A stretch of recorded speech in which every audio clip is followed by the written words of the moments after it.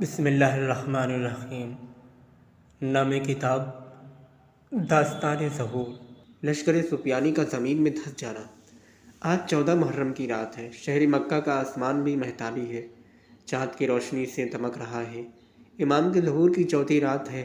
شہر مکہ میں آرام و سکون سے، البتہ شہر سے باہر سفیانی کی فوج نے شہر کا محاصرہ کر رکھا ہے۔ لشکر سفیانی ڈرتا ہے کہ شہر میں داخل ہو اور امام کے لشکر کے ساتھ جنگ کرے۔ وہ انتظار کر رہے ہیں کہ مدینے سے ان کے مددگار بھی آ جائیں تاکہ امام کے ساتھ جنگ کر سکیں۔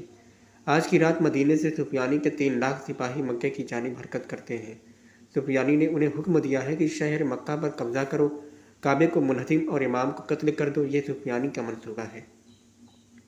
جی ہاں، امام زمانہ علیہ السلام کے پاس تو صرف 313 سپاہی ہیں۔ کیسے وہ 3 لاکھ سے زائد فوجی کا مقابلہ کریں گے؟ میں جانتا ہوں کہ خدا ہرگز اپنے ولی کو تنہا نہیں چھوڑے گا۔ سفیانی کا لشکر مدینے سے مکہ کی جانب روانہ ہوتا ہے۔ مدینے سے خارج ہونے کے بعد سرزمین بیضاء میں مستقر ہوتا ہے۔ کیا جانتے ہیں کہ سرزمین بیضاء کہاں ہے؟ تقریباً مدینے سے مکے کی طرف جاتے ہوئے 15 کلومیٹر باہر نکلیں تو بیضاء نامی جگہ آتی ہے۔ تھوڑی سی رات گزرتی ہے۔ وہ کون مرد ہے جو آہستہ آہستہ اس سمت آ رہا ہے؟ دیکھو، ظاہر سے لگتا ہے کہ وہ اہل مکہ نہیں ہے، وہ کسی اور راستے سے آ رہا ہے۔ وہ شخص امام کا پوچھتا ہے، گویا اسے کوئی اہم کام ہے۔ امام کے ساتھی اسے امام کی خدمت میں پیش کرتے ہیں۔ وہ شخص آ کر کہتا ہے، اے میرے آقا، مجھے آپ کو ایک خوشخبری سنانے کا حکم دیا گیا ہے۔ ایک فرشتے نے مجھے حکم دیا ہے کہ آپ کے پاس آؤں۔ میں اس ماجرے کو نہیں جانتا۔ اس شخص کی بات سے تعجب کرتا ہوں۔ کیسے ممکن ہے کہ یہ شخص دعویٰ کر رہا ہے کہ اس نے فرشتوں کو دیکھا ہے؟ امام جو کہ ہر چیز سے آگاہ ہے کہتے ہیں، بتاؤ، اپنی بات مجھے بتاؤ۔ اس شخص امام کو مخاطب کر کے کہتا ہے، میں آیا ہوں کہ آپ کو اطلاع دوں کہ سفیانی کا لشکر نابود ہو گیا ہے۔ میں اور میرا بھائی سفیانی کے لشکر میں تھے اور سفیانی کے حکم پر مکہ پر قبضہ کرنے کے لیے نکلے تھے۔ جب سرزمین بیضاء پہنچے تو رات کی تاریکی چھا گئی، اس لیے اس صحرا میں قیام کیا۔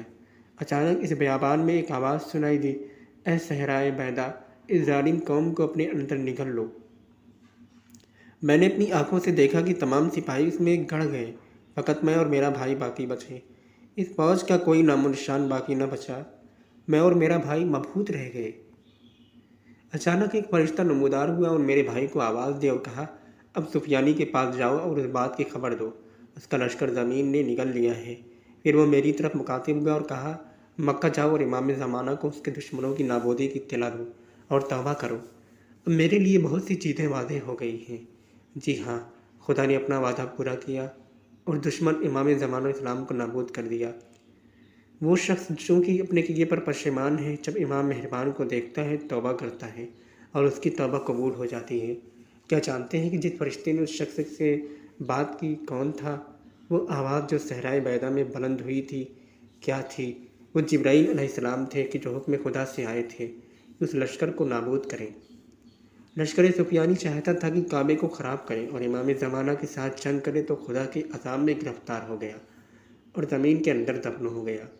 سفیانی کے لشکر کی تباہی کی خبر ہر جگہ پھیل گئی اور جنہوں نے پہلے سے مکہ کا محاصرہ کر رکھا تھا، اس خبر کو سنتے ہی فرار کر گئے۔ سفیانی شہر کوفہ میں ہے۔ اس خبر کے سنتے ہی اس کا جسم خوف سے کانپنے اور مکہ پر حملہ کی سوچ اپنے دماغ سے نکال دی۔